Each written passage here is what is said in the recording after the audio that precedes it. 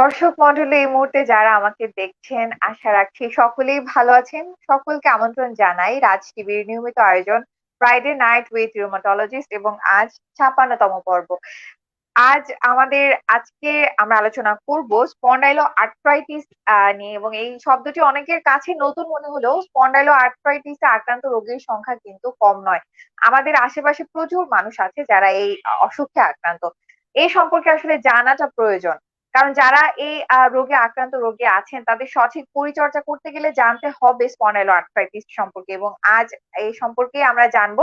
এবং আজ আমাদের প্রশ্নের উত্তর দিবেন আমাদের আজ আলোচনায় আছেন আমাদের আজকের গেস্ট এক্সপার্ট আমাদের সম্মানিত অতিথি doctor MD Kamrul Hasan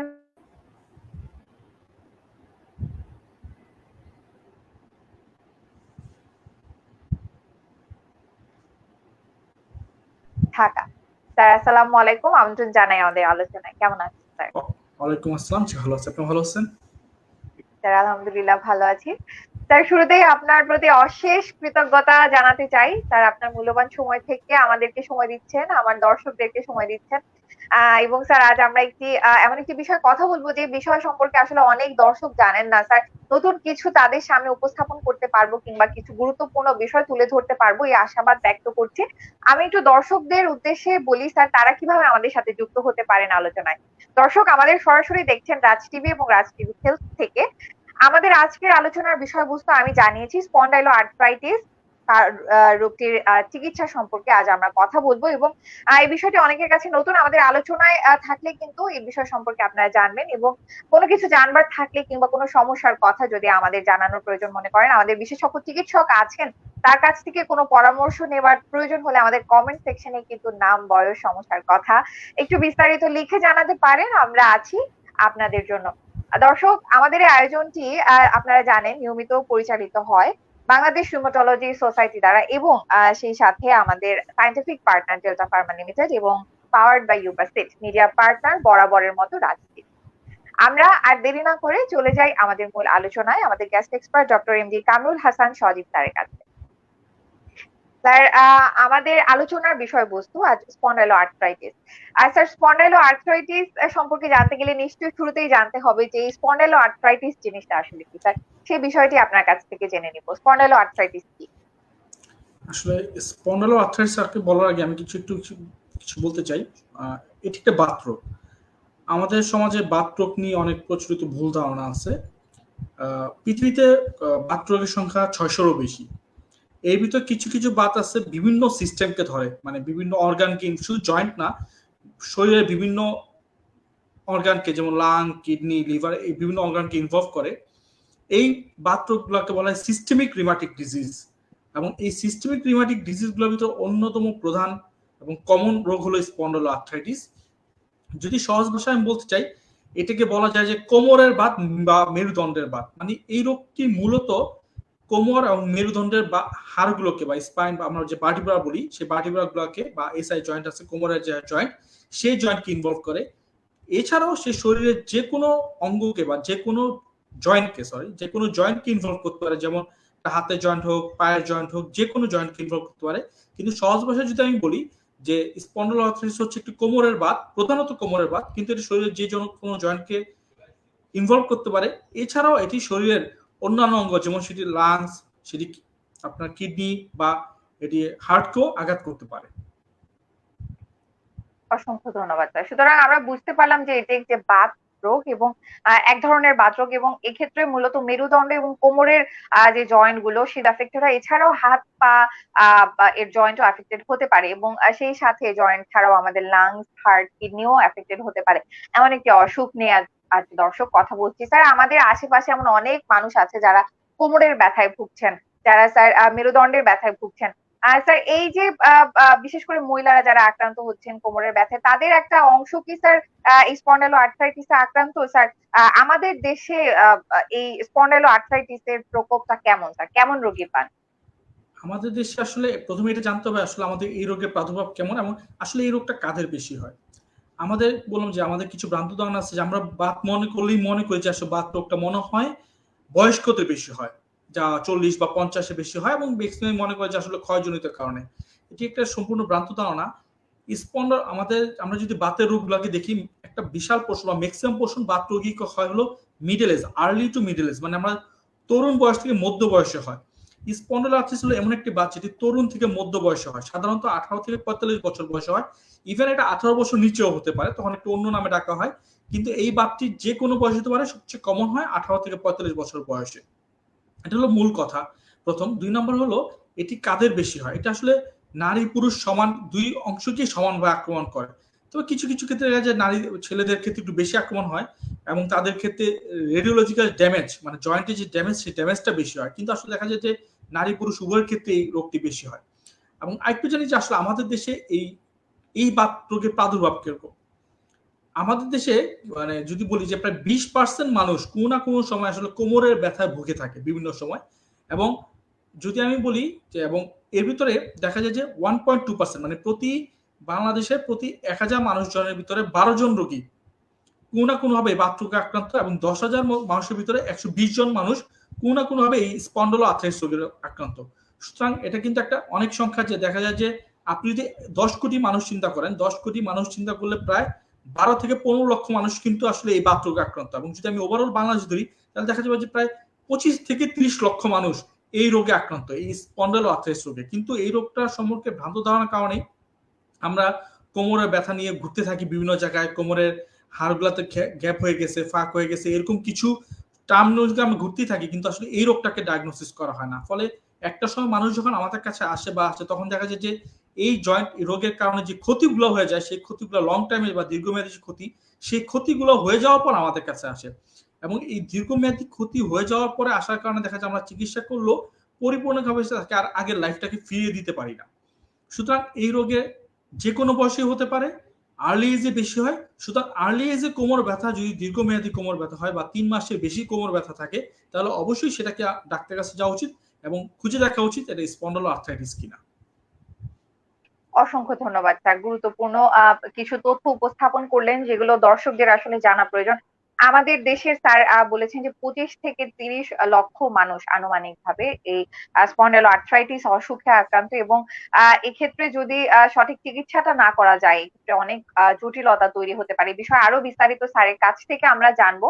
sir, এই মুহূর্তে একটু জানতে চাই, এই যে স্পন্ডলোআর্থ্রাইটিস নিয়ে কথা বলছি, আহ যারা এই রোগে আক্রান্ত আছেন তারা মূলত কি কি উপসর্গ নিয়ে স্যার আপনাদের কাছে আসছেন? এই উপসর্গগুলো কি রোগের কি স্যার?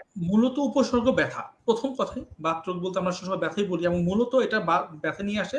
এবং দেখা যায় যে মেরুদণ্ড বা কোমর, এই জায়গা ঘাড়, এই জায়গাগুলো ব্যথা নিয়ে আসে, পিঠে ব্যথা নিয়ে আসে, এবং শরীরে বিভিন্ন গিরাতেও ব্যথা হয় বা গিরাগুলো ফুলে যায়। এবং এই ব্যথার প্যাটার্নটা থাকে যেরকম, যে পেশেন্ট দেখা যায় ম্যাক্সিমাম ক্ষেত্রে সকালবেলা ঘুম থেকে ওঠার পরে প্রথম সে ব্যথাটা অনুভব করে, বিছানা থেকে নামতে তার কষ্ট হয়, কোমরটা ঘুরাতে কষ্ট হয়। পরে আস্তে আস্তে দিনে যখন সে কাজকর্ম করতে থাকে ব্যথাটা কমতে থাকে। এটা হলো বাত রোগের একটা অন্যতম প্রধান লক্ষণ, যে এই ব্যথাটা হয় ইনফ্লামেটরি পেন। মানে আপনি যত রেস্টে যাবেন ব্যথাটা তত বাড়বে, আপনি আস্তে আস্তে যখন অ্যাক্টিভ হতে থাকবেন ব্যথাটা আস্তে আস্তে কমে যাবে। এটা হলো এই বাত রোগের ব্যথার একটা প্যাটার্ন। এটা হলো মেইন। এছাড়াও অন্যান্য অনেক উপসর্গ নিয়ে আসতে পারে, যেমন চোখে একটা সমস্যা হয় যেটাকে আমরা বলি ইউভাইটিস। দেখা যায় এই বাত রোগে স্পন্ডলোআর্থ্রাইটিস একটা একটা পোর্শন পেশেন্ট রোগী চোখে পেইন নিয়ে আসে, লাল একটা চোখ প্রচন্ড রকম লাল হয়ে যাওয়া, ব্যথা হওয়া, যেটাকে বলে আমরা ইউভাইটিস। এবং এটা কিন্তু এটা যদি প্রপারলি চিকিৎসা না করা হয়, মানুষ অন্ধ হয়ে যেতে পারে, ইউভাইটিস দুই চোখটা নষ্ট হয়ে যেতে পারে। এছাড়া দেখা যায় যে বাউল, মানে আমরা যেটা বলি পেটের সমস্যা, দেখা যায় কিছু পোর্শন পেশেন্ট আছে যাদের এর সাথে পেটের সমস্যা হয়, পেটে ব্যথা করে, রেগুলার লুজ মোশন হয়, রক্ত যায়, শরীর শুকিয়ে যাচ্ছে, যেটাকে বলে আমরা আইবিডি। সুতরাং এইটা একটা সমস্যা থাকে। কারো কারো ক্ষেত্রে দেখা যায় সাথে স্কিনের প্রবলেম থাকে, যাকে আমরা বলি সোরিয়াসিস। এর ফলে আমি একটু জানা রাখি যে এই স্পন্ডলোআর্থ্রাইটিস আসলে কয়েকটা রোগের সম্মিলিত একসাথে নাম, যে আন্ডারে 5টা রোগ থাকে সাধারণত। একটা হলো সোরিয়াটিক আর্থ্রাইটিস, যেটাতে স্কিনে সোরিয়াসিস থাকে। একটা হলো আপনার রিঅ্যাক্টিভ আর্থ্রাইটিস, যেখানে দেখা যায় লুজ মোশন হওয়ার পরে ব্যথাটা শুরু হয়। এছাড়া কিছু পেশেন্ট আছে আইবিডি, ইনফ্লামেটরি আর্থ্রাইটিস, মানে যাদের পেটে সমস্যা হওয়ার সাথে সাথে এই রোগটাতে সমস্যা হয়, আইবিডি অ্যাসোসিয়েটেড আর্থ্রাইটিস। কিছু কিছু পেশেন্ট আছে যাদেরকে আপনার কোনোভাবে ভাগ করা যায় না, তাদেরকে বলি আমরা আনডিফারেন্সিয়েটেড আর্থ্রাইটিস। আরেকটা গ্রুপ আছে শুধু কোমরকেই ধরে, অন্য কোথাও কে ধরে না, পুরো কোমরকে ধরে, মেরুদণ্ড হাড়কে ধরে এবং সেটাকে শক্ত করে ফেলে, সেটাকে বলি আমরা অ্যাঙ্কাইলোজিং স্পন্ডিলাইটিস। এই কয়েকটা রোগকে একসাথে বলা হয় স্পন্ডলোআর্থ্রাইটিস। সুতরাং স্পন্ডলোআর্থ্রাইটিস শুধু জয়েন্টকেই ধরবে বা কোমরকে ধরবে না, সেটা স্কিনের সমস্যা হতে পারে, পেটের সমস্যা হতে পারে, চোখেও সমস্যা হতে পারে। অসংখ্য ধন্যবাদ স্যার। আমরা জেনে নিলাম স্পন্ডাইলোআর্থ্রাইটিস এর উপসর্গগুলো সম্পর্কে। এক্ষেত্রে আমরা জেনে নিলাম আসলে শুধুমাত্র এটি জয়েন্টে একটা ব্যথা তৈরি করে না, এছাড়াও জয়েন্টের বাইরেও নানা রকম উপসর্গ তৈরি করতে পারে এবং এ ব্যাপারে আসলে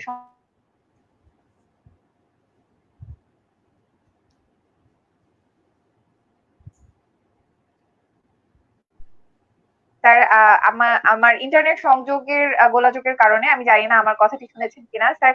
উপসর্গ নিয়ে আসার পর স্যার কি কি ক্লিনিক্যালি দেখা হয় কিংবা কোনো পরীক্ষা নিরীক্ষা করা হয় কিনা স্যার ডায়াগনোসিস কনফার্ম করার জন্য? স্পন্ডলোআর্থ্রাইটিস আমি ফার্স্টে বলেছি, স্পন্ডাইলোআর্থ্রাইটিস ডায়াগনোসিসের জন্য অন্যতম প্রধান হাতিয়ার হলো এটার উপসর্গগুলো, এবং শুধু হিস্ট্রি নিয়ে মানে উপসর্গের ইতিহাস নিয়ে আসলে একটা ম্যাক্সিমাম পেশেন্টের আসলে আমরা ডায়াগনোসিস কাছাকাছি চলে যেতে পারি। এছাড়াও কিছু কিছু আমাদের ইনভেস্টিগেশন করতে হয় যখন আমাদের কিছু ডায়াগনস্টিক ডিলেমা থাকে বা ওই ডায়াগনোসটাকে কনফার্ম করার জন্য। আমরা সিম্পল রক্ত পরীক্ষা করে দেখতে পারি যেখানে কিছু ইনফ্লামেটরি মার্কার আছে, ইএসআর সিআরপি সেগুলো বেশি থাকতে পারে। আমরা কোমরে এক্সরে করে থাকি, কারণ আমরা যখন এই রোগটা হয় কোমরের জয়েন্টগুলোতে বা মেরুদণ্ড জয়েন্টগুলোতে কিছু পরিবর্তন আসে যেগুলোকে আমরা স্যাকুলারাইটিস বলি, সেখানে কিছু নিউ বোন ফর্মেশন হয় যেগুলোকে আমরা সিনডেসময়েড ফাইবার বলি, বা কিছু কিছু ক্ষেত্রে জয়েন্টগুলো ফিউজ হয়ে যায়। আমরা নর্মাল একটা এক্সরে করে এগুলো আমরা দেখতে পারি। এছাড়াও আমরা কিছু যেহেতু এটাকে বাতরোগ এবং অনেক ম্যাক্সিমাম ক্ষেত্রে দেখা যায় বাতরোগগুলো সিস্টেমিক রিউমাটিক ডিজিজগুলোর সাথে জেনেটিক্যালি সম্ভব থাকে, আমাদের জিনগত কিছু পরিবর্তন পাই যেটা আমরা জেনেটিক টেস্ট করে আমরা ধরতে পারি। যেমন এনকাইলোজিং বা স্পন্ডলোআর্থ্রাইটিসের ক্ষেত্রে আমরা HLA-B27 একটা জিন আছে, সেই পরীক্ষাটা করি। দেখা যায় যে বাংলাদেশে আমাদের দেশের ক্ষেত্রে প্রায় 50 to 60% পিপলের ক্ষেত্রে এই জিনটা পজিটিভ আসে। এই জিনটা পজিটিভ আসলে আমরা অনেকাংশে কনফার্ম হয়ে যায় আসলে ওনার স্পন্ডলোআর্থ্রাইটিস আছে।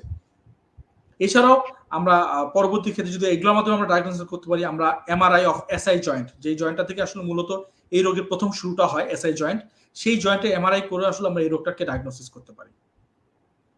অসংখ্য ধন্যবাদ স্যার। স্যার আমাদের একজন দর্শক প্রশ্ন করেছেন, আমি একটু প্রশ্নটি নিতে চাই।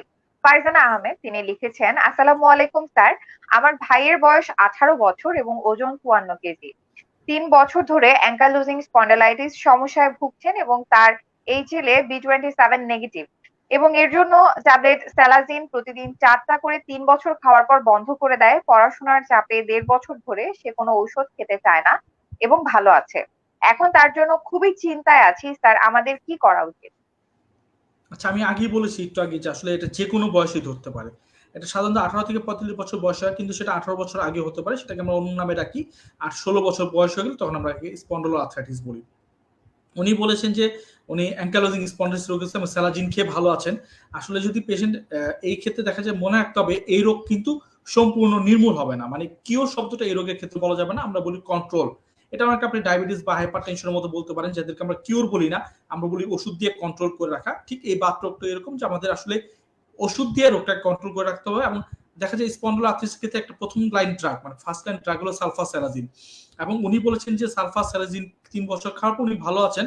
এবং ভালো যদি পেশেন্ট ওষুধ ছাড়া এখন ভালো থাকে তাহলে বলা যাবে যে ঠিক আছে, এখন ওনার ওষুধ খাওয়ার দরকার নাই, কিন্তু মনে রাখতে হবে ওনাকে কিন্তু একটা নির্দিষ্ট সময় পরপর ফলো আপ করতে হবে, দেখতে হবে যে আসলে ভিতরে ডিজিজের কন্ডিশনটা কি, ডিজিজের কন্ডিশন কি, এটাকে আসলে ভিতরে ইনফ্লামেশন চলতেছে কিনা। কারণ অনেক সময় দেখা যায় পেশেন্টের মাইল্ড পেইন থাকে বা অল্প পেইন থাকে, পেশেন্ট মাঝে মাঝে একটু ব্যথার ওষুধ খেয়ে ব্যথাটা ভালো হয়ে যায়, কিন্তু ভিতরে ইনফ্লামেশন চলতে থাকে। ভিতরে যদি ইনফ্লামেশন চলতে থাকে তখন সেক্ষেত্রে দেখা যায় আপনি হয়তো বাইরে বুঝতেছেন না, কিন্তু ভিতরে কিন্তু আলটিমেটলি বোনসের ড্যামেজ হতে থাকে, জয়েন্টের ড্যামেজ হতে থাকে। তখন যদি একবার সেই ড্যামেজটা হয়ে যায় সেটা কিন্তু পার্মানেন্ট, অলমোস্ট সেটা কিন্তু আর আসলে ফিরিয়ে আনার সুযোগ থাকে না। সুতরাং পেশেন্ট ব্যথা মানে ওষুধ খেয়ে, স্যালাজিন হলো বাতের ওষুধ, ব্যথার ওষুধ না, এই বাতের ওষুধ না খেয়েও যদি ভালো থাকে সেটা খুবই ভালো, কিন্তু তার প্রতি উপদেশ থাকবে যে অন্তত একটা নির্দিষ্ট সময় পর রেগুলার ফলো আপে থাকা, ইনফ্লামেটরি মার্কারগুলো চেক করা যে অ্যাকচুয়ালি ওই মার্কারগুলো ঠিক আছে কিনা বা মার্কারগুলো বেড়ে আছে কিনা, এবং তদ অনুযায়ী সেই অনুসারে পরবর্তী স্টেপে নেওয়া। অসংখ্য ধন্যবাদ স্যার আপনার মূল্যবান পরামর্শের জন্য এবং ধন্যবাদ দর্শক ফারজানা আহমেদ আপনার মূল্যবান প্রশ্নের জন্য। স্যার আমরা স্পন্ডাইলোআর্থ্রাইটিস নিয়ে কথা বলছিলাম এবং অনেক বিষয় স্যার আপনার কাছ থেকে জেনেছি। আরো অনেক বিষয় জানতে চাই স্যার। এই যে স্পন্ডাইলোআর্থ্রাইটিস আপনি বলেছেন স্যার মোটামুটি একটু কম বয়সের দিকে হচ্ছে। স্যার আপনার অভিজ্ঞতার প্রেক্ষিতে যদি একটু বলতেন স্যার, কাদের মাঝে বেশি দেখছেন, কারা বেশি আক্রান্ত হচ্ছে? আমি তো বলছি আসলে এটা পুরুষ নারী পুরুষ দুই অংশেই সমানভাবে আক্রমণ হয়, কিন্তু মনে রাখতে হবে যে পুরুষদের ক্ষেত্রে রেডিওলজিক্যাল ড্যামেজ বা যে ড্যামেজটা কুইকলি হয়, খুব কুইকলি হয় এবং সেটা খুব দ্রুত বোঝা যায় আর কি, যেটা ফিমেলদের ক্ষেত্রে আসলে মানে এই রেডিওলজি চ্যালেঞ্জটা আসতে একটু সময় নেয়। ফলে দেখা যায় যে ফিমেলদের ক্ষেত্রে অনেক দিন ভুগে, তাদের ক্ষেত্রে যেহেতু ড্যামেজটা পরিবর্তন আসতে সময় নেয়, তাদের ডায়াগনোসিস করতে আসলে সময় নেওয়া হয়। তাছাড়া আমাদের দেশে একটা ম্যাক্সিমাম ক্ষেত্রে ফিমেল পেশেন্টগুলা ওনারা একটু কোমরে ব্যথা ভুগলেও সেটাকে ওনারা আসলে দাতব্যে নেয় না বা সেটাকে নেয় না। ফলে দেখা যায় ওনারা অল্প অল্প ব্যথা হয়, একটু ব্যথার ওষুধ খেয়ে থাকে। দেখা যায় ম্যাক্সিমাম ক্ষেত্রে আমাদের কাছে রোগীগুলো আসে 8 থেকে 10 বছর 15 বছর ভোগার পরে, এবং তখন দেখা যায় যে একটা ড্যামেজ হয়ে যায়। সুতরাং আসলে 3 মাসের বেশি একটা কোমর ব্যথা থাকলেই সেটাকে আসলে গুরুত্ব দেওয়া উচিত, এবং সেটা নিয়ে আসলে মানে চলে আসা উচিত, আর ডায়াগনোসিস করা উচিত যে আসলে ওনার কোনো বাতের রোগ আছে কিনা। এবং আমি যেটা বলেছি যেটা যে কোনো বয়স হতে পারে, এবং আমাদের মানে বাস্তবতা দেখা যায় যে এই 20 থেকে 30 এই বয়সটাতেই আসলে সবচেয়ে বেশি রোগী আমরা সবচেয়ে বেশি পাই। এবং এই সময়ের ক্ষেত্রে যদি আমরা আর্লি ডায়াগনোসিস করতে পারি, ট্রিটমেন্ট করতে পারি, পেশেন্ট একদম অলমোস্ট নরমাল লাইফ লিড করতে পারে। আমরা সাধারণত বলে থাকি যে একজন সাধারণ মানুষের সাথে আপনার কোনোই পার্থক্য থাকবে না যদি আপনি প্রপার চিকিৎসা নেন। শুধু পার্থক্য থাকবে এরকম যে আপনি শুধু ওষুধ খাবেন, সাধারণ মানুষটা ওষুধ খাবে না, এর বাইরে আসলে কোনো পার্থক্যই থাকে না। কিন্তু দেখা যায় ম্যাক্সিমাম ক্ষেত্রে পেশেন্টগুলো ঘুরতে থাকে, এবং একটা এমন স্টেজে আসে আমাদের কাছে যখন অনেক ক্ষেত্রে দেখা যায় যে তাদেরকে ব্যথা হয়তো আমরা কিছু কমাতে পারি, কিন্তু তাদের যে ড্যামেজ গুলো হয়ে যাওয়ার কারণে তার যে কোমর বাঁকা হয়ে যাওয়া, জয়েন্টটা শক্ত হয়ে যাওয়া, সেই পরিবর্তনগুলো আমরা আমাদের আর ফিরিয়ে নিতে পারি না। কারণ একটা সময় ছিল আসলে 8-10 বছর আগে খুব ভালো কোনো ওষুধ আসলে ছিল না, পৃথিবীতেই ছিল না।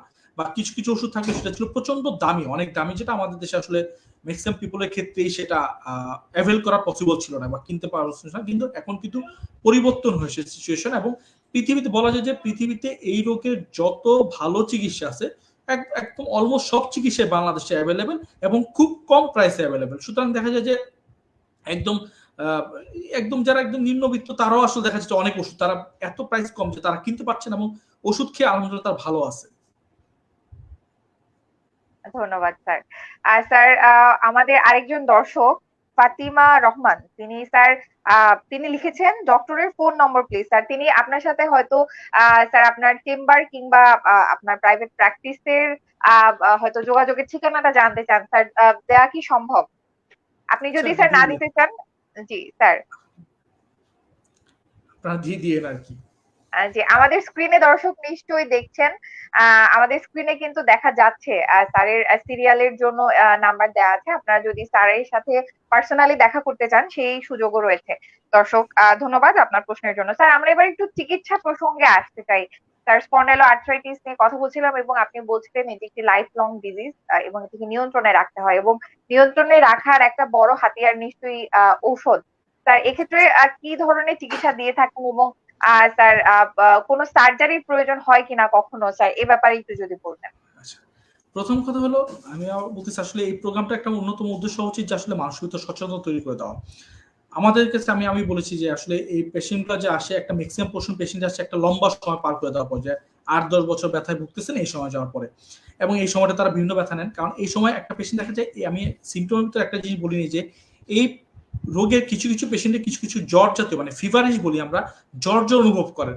তো আমাদের দেশে মানুষের একটা ভ্রান্ত ধারণা আছে যে কারো যদি জয়েন্টে ব্যথা হয় এবং তার যদি একটু জ্বর জ্বর ভাব হয়, উনি এটাকে বাত জ্বর মনে করেন। মনে রাখতে হবে যে বাত জ্বর কিন্তু সম্পূর্ণ ডিফারেন্ট একটা রোগ, যেটা মেইনলি আক্রমণ করে হার্টকে, জয়েন্টকে না মেইনলি। সুতরাং মানুষজন ওই যে বাত জ্বরটাকে মাথায় নেয় এবং তারা ঘুরতে থাকে, মনে করে যে তার বাত জ্বর। কিন্তু মনে রাখতে হবে বাত জ্বর এবং বাত রোগ সম্পূর্ণ দুটা ভিন্ন জিনিস। এবং আমাদের দেশে যখনই একটা রোগী আমাদের কাছে আসে, ফার্স্টে এসে বলে স্যার আমার বাত জ্বর। কেন? ওনার বাতের ব্যথা আছে আর জ্বর হয়। আসলে অ্যাকচুয়ালি দেখা যায় যে ম্যাক্সিমাম ক্ষেত্রে জ্বর আসে না, জ্বর জ্বর অনুভব হয়, যেহেতু একটা ইনফ্লামেটরি ডিজিজ, ইনফ্লামেটরি মার্কারগুলো বেশি থাকে। উনি পেশেন্ট একটা ভিতরে জ্বর জ্বর উনি একটা অনুভব করেন, এবং এই দুইটার কম্বিনেশনে ওনারা বাত জ্বর করেন মনে করেন, এবং এটা নিয়ে আসলে ওনারা ঘুরতে থাকেন বাত জ্বরের চিকিৎসার জন্য। আসলে এই জিনিসটার ক্ষেত্রে আমাদের আসলে সবাই সচেতন হওয়া উচিত যে আসলে জ্বর থাকলে আর ব্যথা থাকলেই সেটা বাত জ্বর না। যে কোনো সিস্টেমিক বাত রোগেই, যে কোনো সিস্টেমিক রিমাটিক ডিজিজেই ফিভার জ্বর হইতে পারে। সুতরাং মনে রাখতে হবে যে বাতের ব্যথার সাথে জ্বর থাকলে সেটা বাত জ্বর নয়। এবং বাত একটা জিনিস মনে রাখতে হবে, বাত জ্বরে ব্যথা বেশি দিন থাকে না। কোনো বাত জ্বরের ব্যথা যদি লম্বা সময় পারসিস্ট করে, ধরে নিতে হবে যে আসলে একটা বাত জ্বর নয়, এটা বাত রোগ। এবং এটার জন্য আসলে একটা ম্যাক্সিমাম পোর্শন পেশেন্ট আসতে দেরি করে আমাদের কাছে, নাম্বার 1। নাম্বার 2 হলো অবশ্যই এই বাত রোগের বিভিন্ন ধাপের চিকিৎসা আছে। আমরা বলি first line, second line, third line, বিভিন্ন ধাপে ধাপে চিকিৎসা আছে। প্রথম ধাপের চিকিৎসা হলো আমরা একটু ব্যথার ওষুধ দিই। মনে রাখতে হবে এটা চিকিৎসা হয় 2 ধরনের ওষুধ দিয়ে, একটা হলো বাতের ওষুধ, একটা হলো ব্যথার ওষুধ। ব্যথার ওষুধ আমরা দীর্ঘ সময় দিই না, একটা আমরা ব্যথার ওষুধ হয়তো 2 সপ্তাহ 4 সপ্তাহ বা 6 সপ্তাহ এরকম দিই, কিন্তু ম্যাক্সিমাম ক্ষেত্রে আমাদের চিকিৎসা করতে হয় বাতের ওষুধ দিয়ে। মানুষজন রোগীরা এই দুইটা জিনিসকে একসাথে গুলিয়ে ফেলে, কারণ দেখা যায় যে তারা ওনাদেরকে বাতের ওষুধ দেওয়া হচ্ছে, ওনাদের আশেপাশে মানুষজন বলতেছে তুমি এত ব্যথার ওষুধ কেন খাচ্ছ, লিভার কিডনি নষ্ট হয়ে যাবে, এবং পেশেন্ট আলটিমেটলি আশেপাশে মানুষের কথা শুনে বাতের ওষুধটাকে বন্ধ করে দেয়। এবং এর ফলে পেশেন্ট যখন আবার আমাদের কাছে কামব্যাক করে, দেখা যায় তার আগের ব্যথার চেয়েও বেশি ব্যথা নিয়ে আসছে। সেক্ষেত্রে কন্ট্রোল করা পেশেন্টের যেমন ব্যয়বহুল হয়ে দাঁড়ায়, আমাদের জন্য কষ্টসাধ্য হয়ে দাঁড়ায়। সুতরাং মনে রাখতে হবে এটা চিকিৎসাটা হয় দুইটা ধরনের রোগ দিয়ে, ওষুধ দিয়ে, একটা হলো বাতের ওষুধ, একটা হলো ব্যথার ওষুধ। ব্যথার ওষুধের ক্ষেত্রে আমরা বলছিলাম যে 4 থেকে 6 সপ্তাহ ওষুধ দিই বা 8 সপ্তাহ ওষুধ দিই। আরেকটা লাইন শুরু করি আমরা বাতের ওষুধ, যেটা বাতের ওষুধের প্রথম ধাপের ওষুধ হলো আমাদের সালফাসালাজিন। এই ক্ষেত্রে দেখা যায় কারো যদি মেরুদণ্ডের ব্যথা বেশি হয়, সালফাসালাজিন খুব কম কাজ করে। যদি বিভিন্ন গিরায় ব্যথা হয়, সেই ক্ষেত্রে আবার সালফাসালাজিন ভালো কাজ করে। কিন্তু যখনই মেরুদণ্ডে ব্যথা বেশি হয় এবং সালফাসালাজিন কাজ না করে, সেই ক্ষেত্রে আমাদের চলে যেতে হয় পরবর্তী ধাপের ড্রাগ, যেগুলোকে আমরা বলি বায়োলজিক্স বা আধুনিক ড্রাগ বা জেনাস কাইনাস ইনহিবিটর। এবং এগুলো আসলে মানে ইন্টারেস্টিংলি বাংলাদেশে এত কম দামে পাওয়া যায়, সেটা পৃথিবীর অনেক দেশে মানুষের কাছে আশ্চর্য ব্যাপার যে এত কম দামে বাংলাদেশে কিভাবে পাওয়া যায়। এবং এই কম দামে পাওয়া যাওয়ার কারণেই আসলে আমরা রোগীদের চিকিৎসা করতে পারতেছি। আরেকটা হলো, এটা একটা অংশ হলো ব্যায়াম। অনেকেই মনে করেন যে ব্যায়াম লাগবে কিনা, হ্যাঁ, কিছু কিছু জয়েন্টের জন্য স্পেসিফিক কিছু ব্যায়াম আছে, সেই ব্যায়ামগুলো মনে করি আমরা জয়েন্টগুলোকে ঠিক রাখার জন্য, মোবিলিটি ঠিক রাখার জন্য। সেটা একটা রোগের একটা চিকিৎসার একটা অংশ, মনে রাখতে হবে। এটাই কিন্তু পরিপূর্ণ চিকিৎসা না। পরিপূর্ণ চিকিৎসার জন্য আমাদের বাতের ওষুধ লাগবে, এর সাথে আমরা জয়েন্টের স্পেসিফিক কিছু ব্যায়াম দেখিয়ে দিই ওই জয়েন্টগুলোকে মোবিলিটি ঠিক রাখার জন্য, জয়েন্টগুলো যাতে ঠিক থাকে, মাসেলগুলো ঠিক থাকে, পেশেন্টের যাতে ব্যথা কমে গেলেও পেশেন্টের কোনো অংশে ড্যামেজ না হয়। সুতরাং মনে রাখতে হবে ব্যায়াম লাগবে, বাট ব্যায়ামই সব নয়, কিন্তু সাথে আমাদের বাতের ওষুধ লাগবে। অসংখ্য ধন্যবাদ স্যার। স্যার, আমাদের আলোচনার প্রেক্ষিতে একজন দর্শক প্রশ্ন করেছিলেন তার ভাইয়ের ব্যাপারে। স্যার, আপনি সেক্ষেত্রে ফলো আপের একটা প্রয়োজনীয়তার কথা বলছিলেন। স্যার, এই ফলো আপটা কতদিন পর পর হবে স্যার, এ ব্যাপারে যদি একটু আচ্ছা, বলতেন। এই ফলো আপটা টোটালি ডিপেন্ড করে পেশেন্টের কন্ডিশনের উপর। আমরা যদি যাদের অ্যাক্টিভ ডিজিজ থাকে, মানে ডিজিজ থাকে, তাদেরকে আমরা 1 মাস থেকে শুরু করি, মানে দেখা যায় 15 দিন বা 1 মাস পর পর আমরা আসতে বলি। কারোর যদি ডিজিজ যদি কমতে থাকে, আমরা আস্তে আস্তে এটার গ্যাপটা বাড়াতে থাকি। যে পেশেন্ট টোটালি ভালো আছে, তার কোনো সমস্যা নেই, আমরা 6 মাস থেকে 1 বছর পর পর তার উপর ফলো আপ করি। সুতরাং এটা টোটালি ডিপেন্ড করে আসলে পেশেন্টের কারেন্ট কন্ডিশনের উপর। পেশেন্টের কারেন্ট কন্ডিশন যদি খুব ভালো থাকে, আমরা মেয়াদটাকে খুব গ্যাপ দিয়ে দিই, যে 6 মাস থেকে 9 মাস বা 1 বছর পর পর আসবে। আর কোনো পেশেন্টের যদি ডিজিজ বেশি থাকে, রোগ বেশি থাকে, তাহলে আমরা দেখা যায় 1 মাস বা 1.5 মাস বা 2 মাস পর পর আসতে বলি। আমরা দেখি যে আমরা যে বাতের ওষুধটা দিয়েছি, সেই ওষুধটা ওনাকে কতটুকু রেসপন্স করেছে। এবং মনে রাখতে হবে ওষুধগুলো আমরা সবসময় শুরু করি লোয়ার ডোজ থেকে, মানে একদম অল্প ডোজ থেকে শুরু করি, এবং আস্তে আস্তে ডোজ বাড়াতে হয়, আস্তে আস্তে ওষুধ অ্যাড করতে হয়। মানে একসাথে সব ওষুধ বা একসাথে হাই ডোজ দেওয়ার কোনো সুযোগ নেই আমাদের চিকিৎসায়। আমরা অল্প ডোজে শুরু করি এবং আস্তে আস্তে ডোজ বাড়াতে থাকি। সুতরাং এই জন্য ডোজ অ্যাডজাস্টমেন্ট করার জন্য এবং পেশেন্টের রোগটাকে কন্ট্রোল করার জন্য প্রথম দিকে আমাদের একটু ঘন ঘন ফলো আপ আসতে হয়, কিন্তু একবার যখন রোগটা কন্ট্রোল চলে আসে, তখন আমরা লম্বা সময়ের গ্যাপে ফলো আপে আসতে বলি। ধন্যবাদ স্যার। স্যার, অনেকে আছেন যারা একটু ব্যথার সমস্যা নিয়ে আসলে খুব বেশি উদ্বিগ্ন হন না। তিনি হয়তো স্যার ফার্মেসিতে গিয়ে কিংবা নিজের ইচ্ছে মতো কিছু ব্যথার ঔষধ খেয়ে তিনি হয়তো স্যার আপনি যেটা বলছিলেন আলোচনার একটি একটি অংশে, স্যার তিনি হয়তো ডাক্তারের কাছে যাচ্ছেন না। স্যার, এই ক্ষেত্রে একটু জটিলতা গুলো কি কি হতে পারে একটু জেনে নিবো স্যার। চিকিৎসা করাতে দেরি করলে কিংবা সঠিক চিকিৎসা না করাতে পারলে কি কি জটিলতা হতে পারে? এই রোগের মানে স্পন্ডলাইটিসের মজার ব্যাপার হলো, স্পন্ডলাইটিস হলো একটা রোগ যে রোগে ব্যথার ওষুধে খুব মানে ভালো রেসপন্স করে। মানে এই রোগের একটা ক্রাইটেরিয়া হলো যে এই ব্যথার ওষুধে সে খুব ভালো রেসপন্স করবে। তো দেখা যায় কিছু কিছু ক্ষেত্রে পেশেন্টরা দেখবেন যে দেখা যায় যে ব্যথা হচ্ছে, 2-3টা ব্যথার ওষুধ খাচ্ছেন, উনি 1-2 সপ্তাহ ভালো থাকেন যে ব্যথা ওষুধে। এরপর আবার 2-3 সপ্তাহ পর আবার ব্যথা হচ্ছে, উনি আবার ব্যথা ওষুধ খাচ্ছেন। তো দেখা যায় একটা ম্যাক্সিমাম পোর্শন মানুষই এই কাজই করতে থাকে, যে যেহেতু 1 সপ্তাহ বা 2 সপ্তাহ পরে 2-3টা ব্যথা ওষুধ খেলে আমি ভালো হয়ে, মানে ব্যথাটা কমে যাচ্ছে, ভালো হচ্ছে না কথাটা ঠিক না, যে ব্যথা কমে যাচ্ছে, সুতরাং উনি ডাক্তারের প্রতি দেখার কাছে আসলে উনি একটু রিলাক্টেন্ট থাকে, উনি আসলে আসতে চান না। কিন্তু এটার সবচেয়ে বড় প্রবলেম হয়, উনি কি যে ক্রনিকলি বছর বছর বা মাসের পর মাস ব্যথা ওষুধ খেয়ে যাচ্ছে, উনার কিডনি নষ্ট হয়ে যাবে বা কিডনি ইফেক্ট হওয়ার একটা সম্ভাবনা থাকে। এক নাম্বার 2 হলো উনার, আমি যেটাই বলেছি যে রোগটা ব্যথাটা হয়তো কমে থাকে, কিন্তু ভিতরের ইনফ্লামেশনটা কমানোটা আমাদের মূল টার্গেট থাকে। সুতরাং যে ভিতরে যে ইনফ্লামেশনটা চলতে থাকে, সেই ইনফ্লামেশনের জন্য কিছু পার্মানেন্ট ড্যামেজ হতে থাকে, যেটা আমি বলেছি যে একদম স্পাইন গুলা ফিউজ হয়ে যায়, একটার সাথে একটা ফিউজ হয়ে যায়, এবং জয়েন্ট গুলা ফিউজ হয়ে যায়, এবং সে দেখা যায় যে ক্রিপেলড বা বেড রিডেন হয়ে যায়। সে একটা সময় দেখা যায় বোনস গুলা ফিউজ হয়ে যায়, তখন আসলে অ্যাকচুয়ালি আমাদের হাতে আসলে তেমন কিছু করার থাকে না, কারণ যেই রেডিওলজিক্যাল পরিবর্তনটা হয়ে যায় সেটা ব্যাক করার কিন্তু কোনো ওষুধ নাই। আমাদের যে ওষুধগুলো থাকে সেই ওষুধগুলো থাকে মূলত এই ড্যামেজটাতে পরবর্তীতে না বাড়ে, এই ড্যামেজটাকে ওইখানেই হল্ট করে দেওয়া, ওইখানে থামিয়ে দেওয়া, এই রোগটাকে থামিয়ে দেওয়া। কিছু ক্ষেত্রে হয়তো কিছুটা পরিবর্তন আর্লি স্টেজে কিছু পরিবর্তন রিভার্ট ব্যাক করা যায়, কিন্তু ম্যাক্সিমাম ক্ষেত্রে কিন্তু যেই পরিবর্তনটা হয়ে যায় সেটার পরিবর্তন করার সুযোগ থাকে না।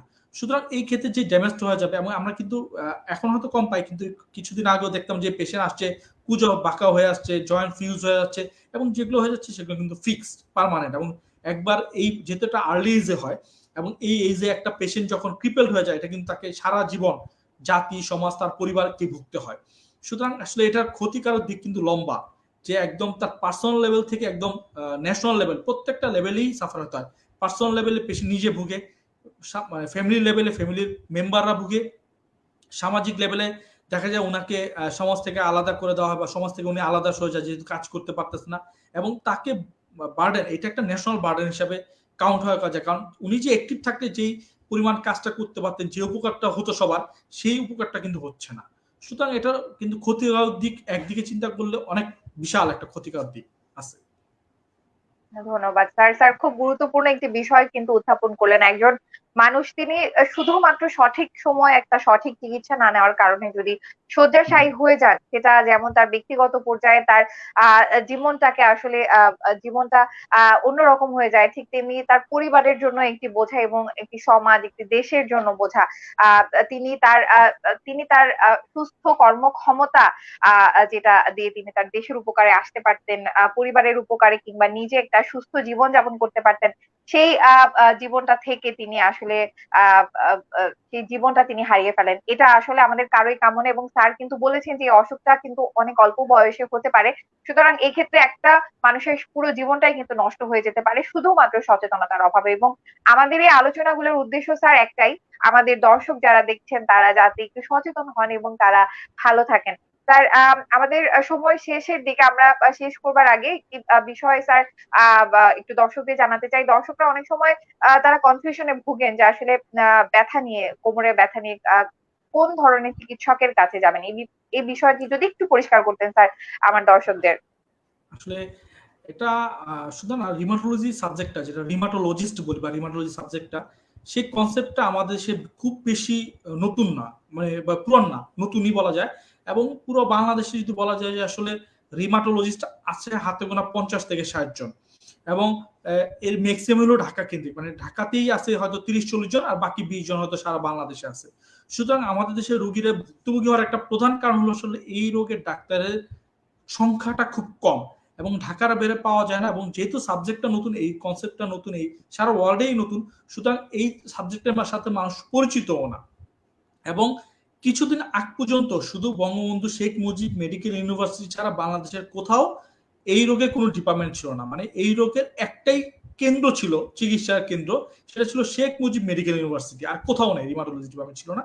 কিন্তু বর্তমান সরকার এই কিছুদিন আগে আসার পরে, এই থার্ড টাইম ক্ষমতা আসার পরে কিছুদিন আগে 8টা মেডিকেলে, এটা একটা ভালো সংবাদ যে 8টা মেডিকেলে এই ডিপার্টমেন্ট ওপেন হয়েছে, যদিও এখনো প্রমোশন জড়িত কিছু কমপ্লিকেশনের কারণে ডিপার্টমেন্টগুলো পুরোপুরি অ্যাক্টিভ না। কিন্তু বিভিন্ন মেডিকেলে যে বললাম যে 50 থেকে 60 জন ডাক্তার পাস হওয়ার পরে, এবং বিভিন্ন মেডিকেলে কাজ করার কারণে কিছু কিছু মেডিকেল গুলোতে এখন ডাক্তার পাওয়া যায়। স্পেশালি যেমন Salimullah medical college, Dhaka medical college হসপিটালে অলরেডি রিমাটোলজি ক্লিনিক আছে, সিলেট মেডিকেল কলেজে আছে, Rajshahi medical college, Rangpur medical college, তারপর ময়মনসিংহ মেডিকেল কলেজ। এই মেডিকেল কলেজগুলোতে অলরেডি রিমাটোলজি ডাক্তার পোস্টিং আছে, এবং সেখানে স্বল্প পরিসরে অলরেডি অ্যাক্টিভিটি আছে। কিন্তু সত্যিকার অর্থে এখনো আসলে এই রোগের জন্য বাংলাদেশে কিছুদিন আগে গবেষণা দেখা গেছে যে বাংলাদেশ সব মিলিয়ে প্রায় 2.5 কোটি মানুষ কোনো না কোনো বাত রোগে আক্রান্ত। সুতরাং এই মানুষ সংখ্যাকে চিকিৎসা দেওয়ার জন্য পর্যাপ্ত পরিমাণ রিমাটোলজিস্ট বাংলাদেশে নাই, এবং এটা হয়তেও সময় লাগবে। এবং এই ক্ষেত্রে আমি যাতে বলি যে বাত রোগের জন্য অবশ্যই আপনার যখন দীর্ঘমেয়াদী কোনো বাত রোগে আপনি ভুগতে থাকবেন, ব্যথায় ভুগতে থাকবেন, অবশ্যই একজন রিমাটোলজিস্টের সাথে আপনার কনসাল্ট করা উচিত, এক নাম্বার 1। এবং রিমাটোলজিস্ট সচেতনতা, সবচেয়ে বড় কথা হলো যে সচেতনতা, যে ব্যথা হলেই আমাকে অন্তত একজন ডাক্তার কাছে যেতে হবে, অন্তত একজন ডাক্তার কাছে যেতে হবে, প্রয়োজন বোধে তার উনি আমাদের রেফার করবে। কিন্তু শুধু বাসায় বসে শুধু ব্যথার ওষুধ খাওয়া, মাঝে মাঝে ঘোরা, এই জিনিসটা যাতে না করে। এবং যদি সম্ভব হয় একজন রিমাটোলজিস্টের কাছে যাওয়া অন্তত আপনি এই ব্যথাটা কি বাতরোগের কারণে, কারণ ব্যথা কিন্তু শুধু বাতরোগেই হবে তা না, অন্য অনেক কারণেই হতে পারে, যেমন নিউরোলজিক্যাল কজে হতে পারে, ট্রমার জন্য হতে পারে, ফ্র্যাকচারের কারণে হতে পারে। সুতরাং এটাতে কিন্তু একটা কম্বাইন্ড ট্রিটমেন্ট, যে শুধু রিমাটোলজিস্টই সব করবে তা না, কিন্তু বাতরোগ স্পন্ডলোআর্থ্রাইটিস বা বাতরোগের ক্ষেত্রে আসলে স্পেশালি আপনাকে রিমাটোলজিস্টের কাছে যেতে হবে। অন্তত আপনি একজন ডাক্তারের কাছে যান, গিয়ে অন্তত বোঝার চেষ্টা করেন আসলে আপনি কার কাছে যাবেন, না এটা কি আপনার নিউরোলজির কাজে হচ্ছে, না আসলে রিমাটোলজির কাজে হচ্ছে, না অর্থোপেডিক্স এর কাজে হচ্ছে। সুতরাং সবার প্রতি একটা সাজেশন থাকবে যে আপনি আর ঘরে বসে থাকবেন না, ব্যথা হলে অন্তত আপনার ডাক্তারের কাছে যান এবং সম্ভব হলে নিকটস্থ রিমাটোলজিস্টের কাছে যান। অসংখ্য ধন্যবাদ ডাক্তার এমডি কামরুল হাসান সজীব স্যার, চমৎকার ভাবে আমাদের স্পন্ডেলো আর্থ্রাইটিস সম্পর্কে জানিয়েছেন স্যার। খুব গুরুত্বপূর্ণ কিছু মেসেজ ছিল পুরো আলোচনা, এবং আমরা অনেক কিছু জেনেছি, আমাদের দর্শকের সামনে অনেক গুরুত্বপূর্ণ তথ্য উপস্থাপন করতে পেরেছি স্যার। আপনাকে আবারও ধন্যবাদ এবং কৃতজ্ঞতা। আপনার উত্তরোত্তর সাফল্য কামনা করছি স্যার, আপনার সর্বাঙ্গীন কল্যাণ কামনা করছি। এবং দর্শক যারা এতক্ষণ আমাদের সাথে ছিলেন সকলকে ধন্যবাদ জানাই। আশা রাখছি আমাদের পুরো আলোচনাটি আপনাদের কাজে আসবে, ফলপ্রসূ ছিল আমাদের আজকের তথ্যগুলো। আমাদের এই লাইভটি বেশি বেশি করে শেয়ার করে দিন, যাতে আমরা আমাদের তথ্যগুলো আরো অনেক মানুষের কাছে পৌঁছে দিতে পারি। দর্শক দেখছিলেন ফ্রাইডে নাইট উইথ রিউমাটোলজিস্ট, এবং আজ 56তম পর্ব ছিল। আমরা কথা বলেছি স্পন্ডেলো আর্থ্রাইটিস রোগ নিয়ে এবং এর চিকিৎসা নিয়ে। আশা রাখছি আমাদের এই আলোচনাটি আপনাদের কাজে আসবে। সকলে ভালো থাকুন, সুস্থ থাকুন, এই কামনা করে আমাদের আজকের আলোচনা এখানেই শেষ করছি। আল্লাহ হাফেজ। You are watching Raj TV, Jagorone, Bangladesh. Please subscribe our channel.